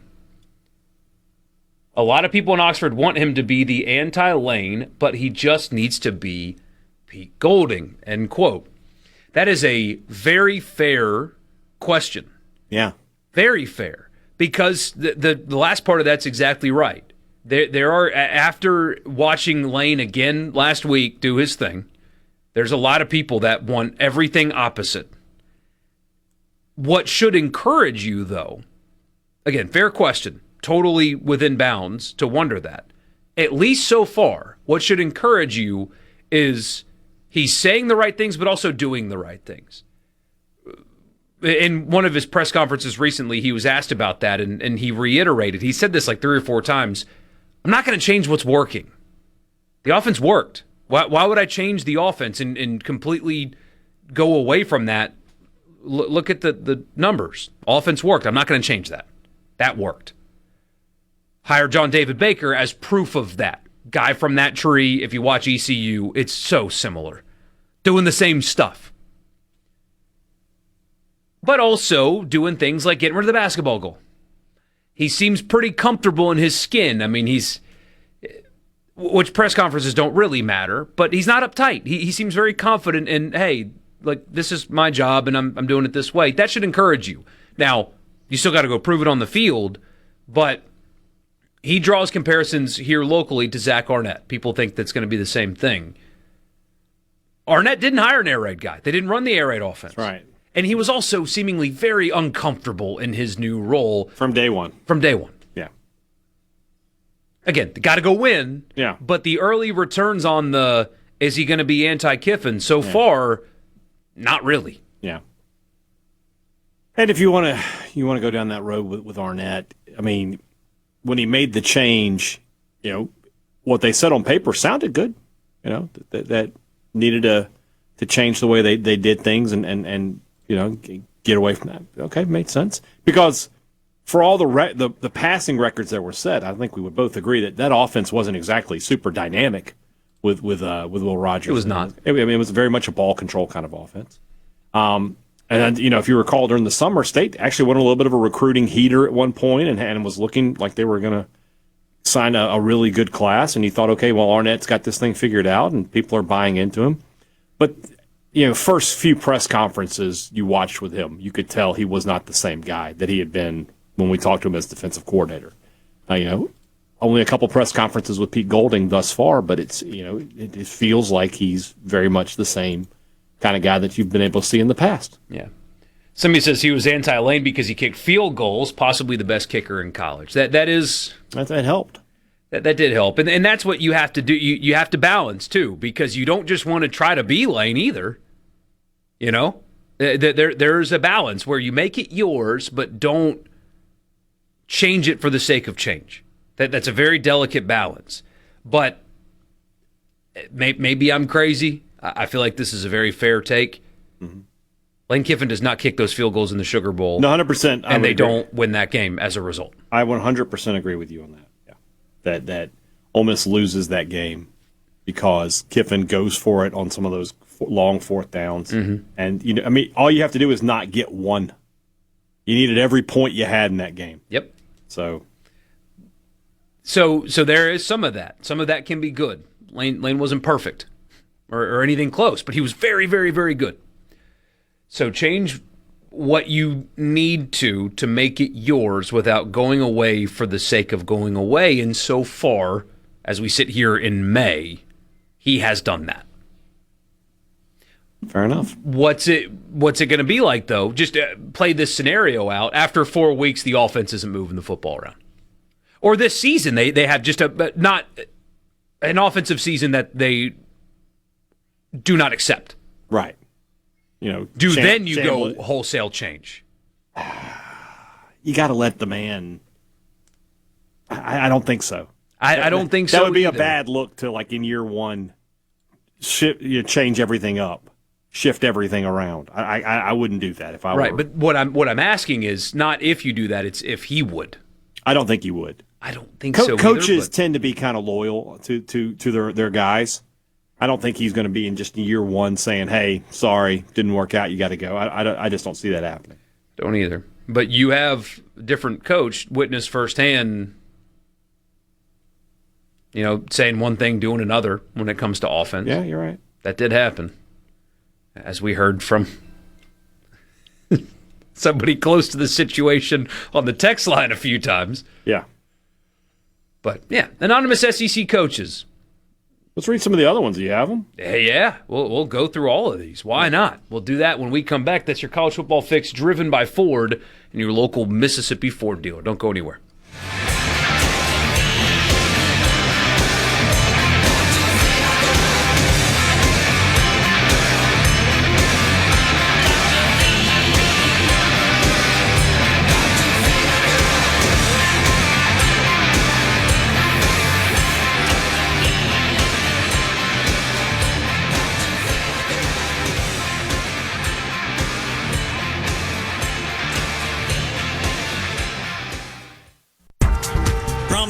Check this out. Sports Talk Mississippi. Super Talk Mississippi.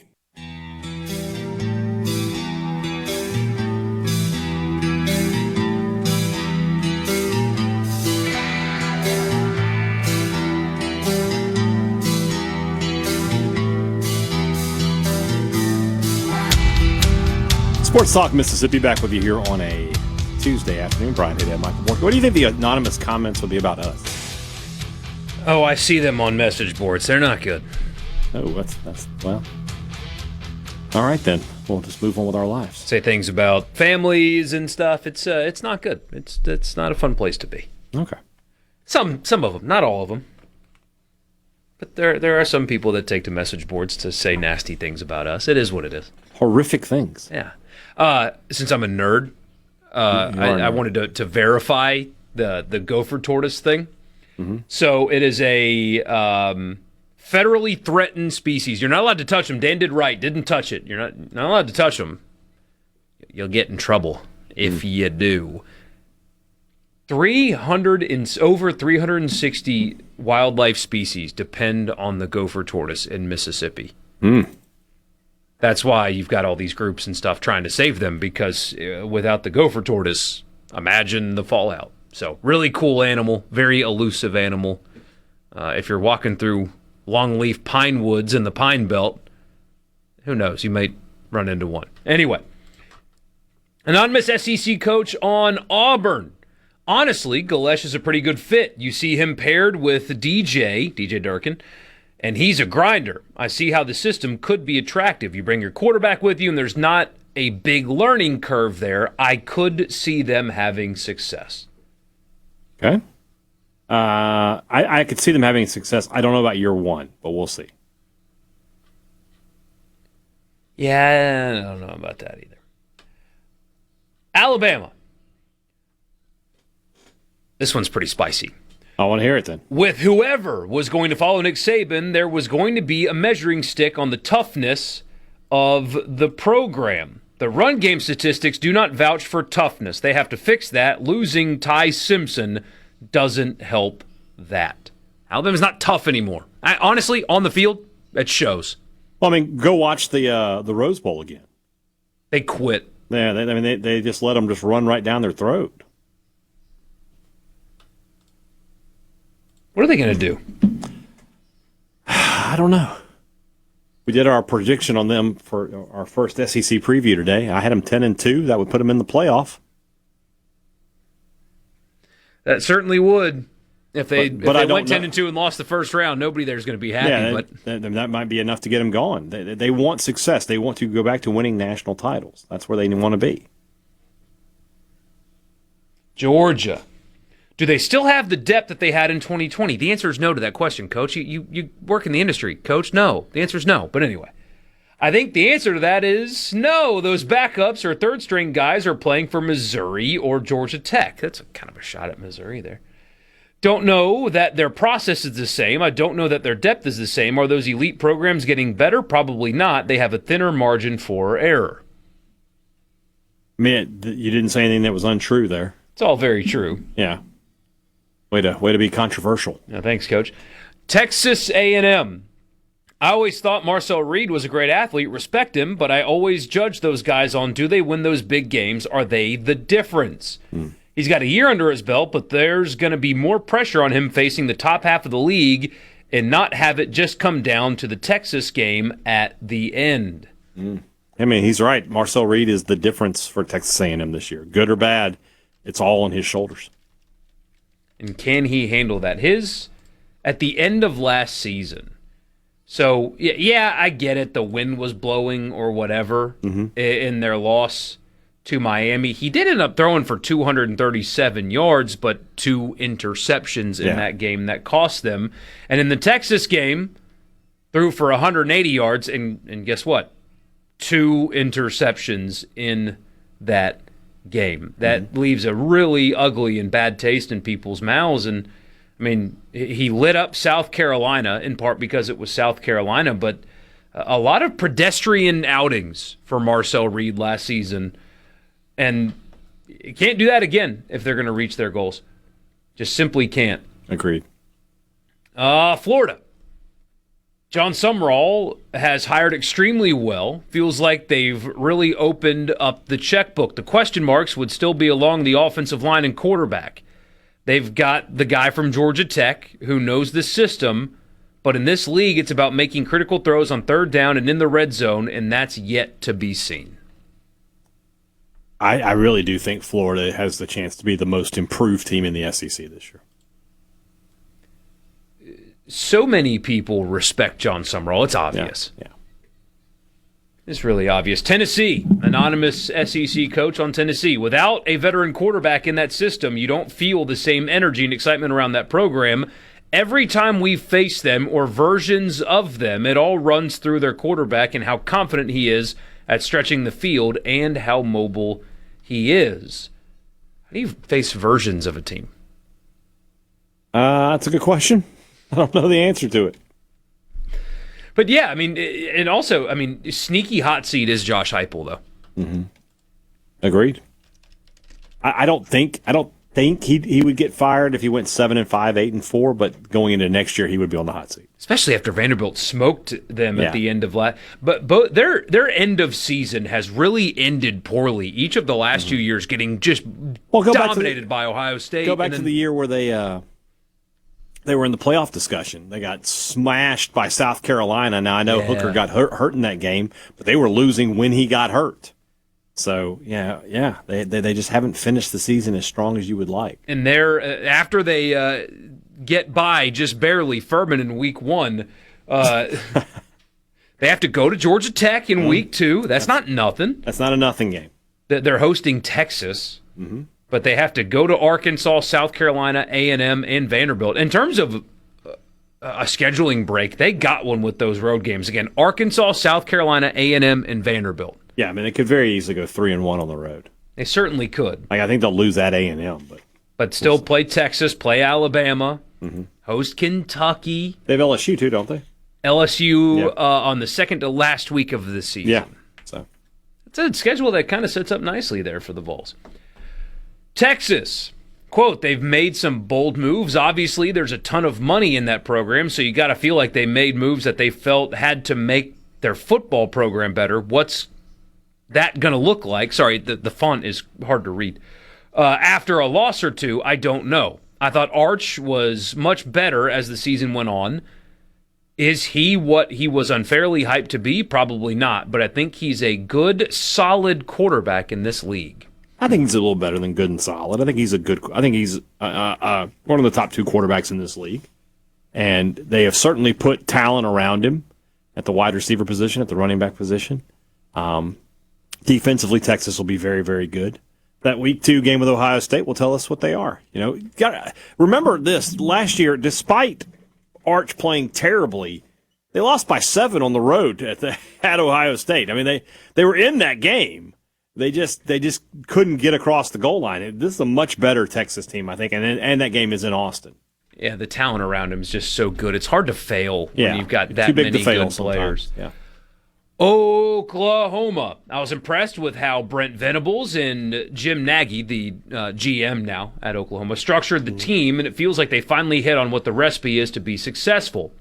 Defensively, it's so many multiples week to week, they won't do the same pre-snap look again, so whatever you prepare for, you're not going to get. Obviously, you want to create indecision with young quarterbacks or new quarterbacks in the system, and they do that at a really high level. Oklahoma goes to Michigan in week 2 and Georgia in week 4. That's going to be another one. Jeez. Then they have Texas at Red River. So that's not a road game. That's not a home game either. Mm-hmm. They have to go to Mississippi State. They have to go to Florida, and they have to go to Missouri. Goodness. Not an easy schedule by any stretch of the imagination. And after that trip to Florida, they're hosting Ole Miss. Yeah. Ooh. Jeez. Sorry, Coach Venables. Vanderbilt. That time with Diego will help them recruit at a higher level, and they'll have more sustained success than they've had, but they won't be at the same level next year or 2 without him.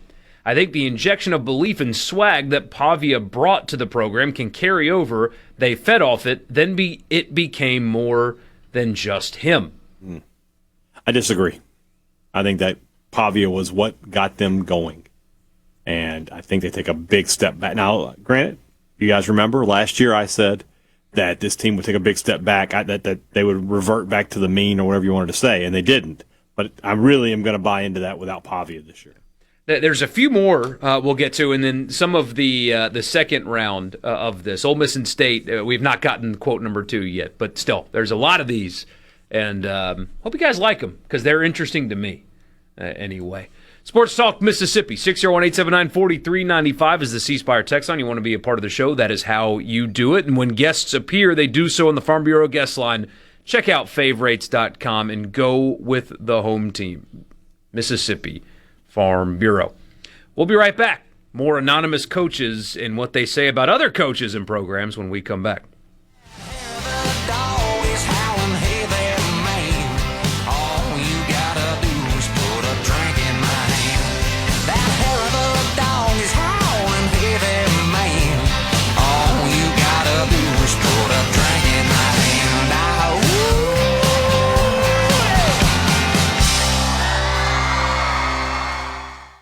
From the Seabrook, you're hearing Sports Talk Mississippi. What? This is so awesome on Super Talk Mississippi.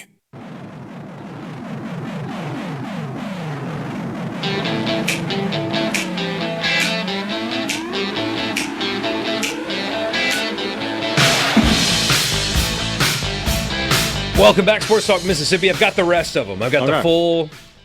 So here is the rest of Alabama's. Full anonymous coaches quotes. Yeah, here's the rest of Alabama's. The top 2 running backs are gone. 3 of the top offensive linemen are gone, and Jermaine Bernard was a special player. Losing all of them doesn't allow people to play you honest so that you can run the ball. People are going to be able to play 2 high safeties, create multiple looks, and create issues for them. Double-digit losses were never a thing under Saban. Now they're a thing. That creates concern, talking points, and narratives, which is tough to deal with because the players see it. Harsh, but fair. Harsh, but fair. Arkansas. Oh, this one. Oh, it's going to break my heart. Sorry, Hog Man. Yeah. They're not considered a sleeping giant. Ryan Silverfield is a great coach who might have taken the wrong Power 4 job at the wrong time. That's not a good start. If you look at their SEC schedule, the 9 teams that they play are pretty daunting. Then you add Utah. That doesn't set up for year 1 success. In this day and age, if you don't have year 1 success, narratives get forced upon you that you've got to find a way to shake. He's always had excellent offenses. They put a lot on their quarterback to make checks and reads. He's very calm on game day and very, very bright. Understands the ending of games and how to handle those situations with timeouts. Wrong job at the wrong time. That's not a good start. Ooh. Yeah. All right, Auburn. Let's see. Really good on defense last year. They're the best defense that we saw. You add some offense with it, and they can be pretty good. I sense that there's going to be a mentality to be who they are, not conform to the past and how things have been run there. Teams that play them early, there's going to be a surprise with how efficient they are with guys that have been in that system. Problem is, if the quarterback can't throw them the football accurately, it doesn't matter how long they've been in the system. Yeah. But Florida, hiring Buster Faulkner was a home run move, then getting Philo to come with him and getting Eric Singleton too. Faulkner can coach offensive football.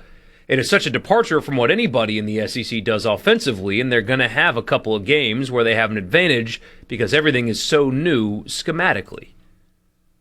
I just think they're going to be improved. They're going to be better coached. They got more talent. I think like year 1, they'll just kind of be scrappy. You won't want to play them. I think that'll be every year with Summerall. They'll be a tough team that you don't want to play. But by year 2? Yeah, they're going to be a real I think you're talking problem. Playoff contender. Should be. Georgia, they'll look really similar to how they looked this past year. I think they'll be a playoff team, but I don't know if that they're an elite team like the ones that you've seen in the past. What they seek to be offensively, don't blow the game, let's run the ball, let's let the quarterback get into rhythm. Their confidence in Stockton throwing the ball will determine how aggressive they are. Sure. Okay. Kentucky. With the talent base that Will Stein inherited, the only thing I wonder about is the fact that he had more talent than everybody else at Oregon for most of the games. It'll be interesting to see him go from one of the haves to one of the have-nots and how that's going to transition while still not losing your enthusiasm or your connection with the players. They're recruiting really well. So, have not seen a ton of Minchie, but I have heard good things about him as an athlete and a person. He clearly has legit talent, and those guys are hard to find. I'll trust in an evaluation from Oregon's former offensive coordinator. I think so. LSU, any offense that Lane has had, they've been unique, they've been multiple, and they've been unconventional. Schematically, with Charlie Weiss Jr., I think they're going to make people play 11-on-11 football, as opposed to playing the 11-on-9 football that everybody else is playing. That's a... Well, no.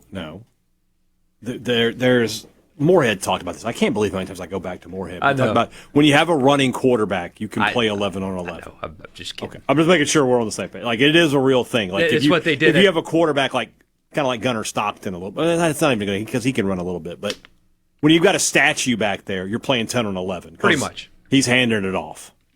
I could see them easily getting back to doing what LSU does. It's going to be a 4-quarter game against those guys every time you play them with the tempo and athletes they always have. Blake Baker, the defensive coordinator, does such a good job of messing with quarterbacks' eyes. He's a really big pain on third down. Ultimately, it's about what you can get your quarterback to know, and Baker makes it really hard on quarterbacks with what they think they see and what reality is. Baker's got a good reputation. Last year's LSU defense, not the best one you've ever seen, but that was not the weak point of that team last year. No. Mississippi State, the other half of it. Zach Arnett was a tremendous hire. Every single time his defense shows up, it's an anomaly for offenses. They don't see it week to week, and the way they run it and aggressiveness behind it can create problems. The thing that they don't have there is the ability to sign 2 to 4 elite defensive tackles every year. In that scheme, you just have to have one. They can have success without having to do what everybody else in the SEC has to do with a 4-down front. What's funny about that is there was a time when Mississippi State having 2 4-star defensive tackles was no problem whatsoever. It was every dang year, and they have lost that ability. Yeah. Missouri, this I assume was submitted before the recent Hardy situation. Ahmad Hardy's one of the top 5 running backs in college football in the last decade, this coach says. That kid is special. Hiring Chip Lindsey, the offensive coordinator, was a great hire for who they are and what they're trying to build as a program. They've got really good receivers. Last year, I don't think they could get downfield the way that they wanted to. With Austin Simmons, I think they'll be much better on offense. They'll run what he wants to run. Last year, they ran more gun run for Bo Pribula, and Simmons isn't really a gun run guy. They're really more of a stretch run and get downfield with a passing tree. This year, they'll be able to do that. Okay. Oklahoma, the other one. John Mateer has a ridiculously high ceiling. That offense has answers for everything. They don't do a ton, but everything they do complements the other thing. When he just executes and then makes a splash play here or there, they complement their elite defense very well. That's a very generic white bread kind of comment there. The other one for Ole Miss, Trinidad Chambliss is absolutely the top returning quarterback in the country. He's a winner. He's got a feel for the game. He's got presence. He looks like he's got tremendous leadership skills.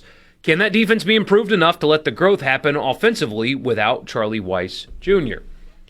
Fair? Do you think Kiffin said that? No. He's the 0% chance that Lane Kiffin is going to give that Trinidad kind of Chambliss praise. is a big boo-boo head. I don't like him. They spent on defense this year in ways they did not last year. Will that turn into a better defense? You would hope. We'll have to see, of course, come the season. But they absolutely were given more to play with when it came to roster construction defensively this offseason than last offseason. Maybe multiple times over in terms of available funds for defensive players. So we'll see if that actually turns into production. South Carolina. I don't know that they're going to be better. I haven't felt very good about them in the last couple of years, other than that they have an elite edge rusher. But they've already got a couple of tackles hurt, which could factor into it. My guess is they'll be decent middle of the pack. Sellers is an elite athlete, but he's very hot and cold. If they can protect him, but allow him to show his athleticism, they can be a problem. He's one of the strongest people I've ever seen live. He's a mismatch for almost everybody. If he feels overwhelmed like he did last year, that wouldn't be good. But I think they're going to make it easy and get the ball out of his hands, as well as some designed runs where he's not taking on a DB in space, or where he's taking on a DB in space, or out-athleting defensive linemen. Okay. Very specific stuff there. Yeah. The continuation on Texas, on paper, think they're the team to beat in the SEC. They might be preseason number 1 again. Manning's going to be just fine. I think he did such a good job of managing it, but he was put in a tough situation. It was literally a Heisman or bust situation for a kid who hadn't played yet. He's super talented. He does everything right. He prepares hard. He'll be fine. I tend to agree. Texas A&M, the last bit. Mike Elko's a real deal ball coach. The way they carry themselves, the way they compete, how physical they are on both sides of the line of scrimmage. They play complete team football. You watch them and see the way they handle adversity at times throughout the season. That doesn't just happen unless you've got a culture. Until they play Texas. Correct. I did an interview with Joe Cook of Inside Texas for the podcast, and I was like, I asked everybody the same question at the end. I was like, what is this team going to be at the end of the season? I said, other than beating Texas A&M, what is this team going to be at the end of the season? And he just gave me a little snicker on that one because it is what it is, guys. It is what it is. So there you go. Anonymous SEC coaches. Yeah, somebody on the text line says Nashville Super Bowl 2030. They reached out today to season ticket holders. $3,500 deposit. No thanks. It's a lot. For a deposit. To buy tickets. Yeah, you haven't bought the ticket yet. That's just to, get you in the queue there, basically. Yeah. Depending on the teams, though, you probably could get an ROI as a season ticket holder, though. It depends on the teams, obviously. You have to wait. Saints would be a good one for Nashville because they're local enough that fans would want to come. Yeah. You also have to wait 4 years with $3,500 just hanging out there. Yeah. 2030, though, Tyler Shuck in his absolute prime. Be slinging the ball all over the field. In 2030, he'll be 30. That is correct. Just making the connection. I get it, yes. Born in 2000. I can do math. Sports Talk Mississippi. We'll wrap the show up with you next. Don't go anywhere.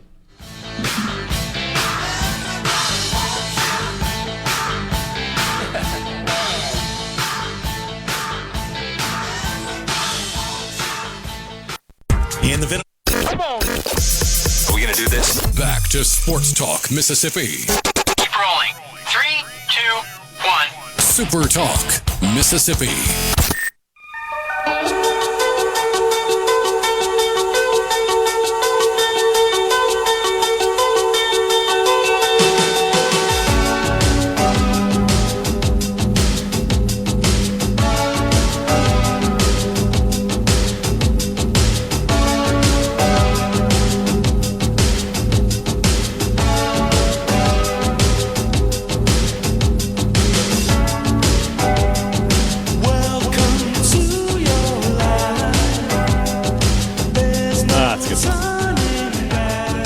Should we trust whatever you're about to say? No. DTA. Oh. Don't trust anybody. And especially don't trust Stone Cold Steve Austin. So what? Never mind. So the LouisianaSports.net is citing this as their source of. Anyway, it's college basketball content on Twitter. Is that do we believe them? Because that's who they're citing as the source for this news. But TigerBait.com 2 weeks ago said that this was close to being done. Another former professional basketball player who's been drafted has committed to LSU. Is it Saliu Niang? Whatever. It doesn't matter. He was drafted 58th overall by the Cleveland Cavaliers in last year's draft. Did not play for the Cavs, played in the EuroLeague, but he was drafted last season by the Cavs. Will Wade is assembling the most unethical basketball team of all time. And honestly, I don't blame him. Can you be surprised by that, though? I can't be surprised. We're talking about Will Wade here. Play the game, brother. Who's stopping you? Yeah, well, I think that's... It's going to be kind of funny what happens if the NCAA is able to shut all this down, and you look up in a few weeks and you're like, okay, now you don't have any players. You're like 6 guys because you decided to be a jerk and do this. I don't know. Well, it's great. How many letters is Greg Sankey going to have to send now, man? He's going to have to really buy some stationery. Feel bad for his assistant Catherine. She's going to be like, I got to write another letter. I got to dictate another letter here? What? She's going to take tomorrow off. Yeah. Just, you know what, Commish? I'm not coming in. No, I'm going to go have a late brunch with my girls. All right, that's what I'm going to go do. We're going to go have mimosas and talk about literally anything else. You're on your own on this one, sir. I can't believe it. I can't believe it, but I can't believe it. You can absolutely believe it. I can't believe that we're here. I guess is more of the Napoleonic Code is going to be put into effect in all these judges down there in Louisiana. You guys remember the story from a long time ago that we told you about? A company called Colossal Biosciences. They're the ones that successfully created the dire wolf. Yes, and named it Khaleesi. It really made me mad. Yeah, but they created that by mixing DNA and stuff like that, and right. They have now upgraded their ability. They have hatched chickens out of completely and totally manufactured eggs. I like chicken. They have created eggs, and they have created the chicken, and they grew and hatched out of the fake eggs. Did they not watch Jurassic Park? I just have one question. Which came first? In this case, it was the egg, and then they created the chicken. We know the answer now, in my opinion. They are just recreating the plot of Jurassic Park. You were so preoccupied with whether or not you could that you never stopped to ask if you should. Yeah, we need Jeff Goldblum a stat. That's a bad one.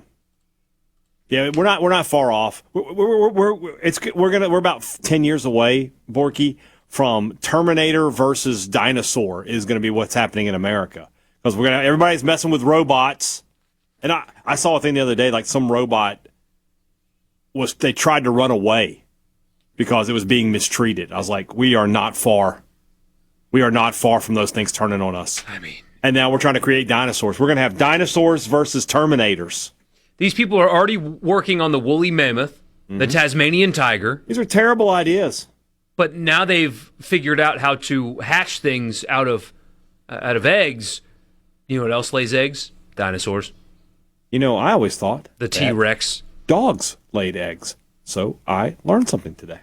By the way, I'm looking here. By the way, I just got a notification, Sports Talk Mississippi, about this reel that you put together about Aaron Rye's win at the PGA. I brought that up. Why am I not on the reel? It's all you talking. I'm the one who talked about that and all the guys who won before. Because you were reading. So? You got to believe it if you want me to cut it for you. I was 100% locked in, and this is how I get. Look at the lack of respect. Cut it yourself. Oh, I'll cut it. And we're cutting the show for today. By this time tomorrow, we'll have another baseball game played. We'll talk about also, don't forget to donate. Oh, yeah. To help embarrass Richard. It's on social media. I'll be tweeting it. I'll be Facebooking it. Keep up with it. We'll see you tomorrow at 3. Thank you so much for making our show part of your day from the Pearl River Resort studio. Good night.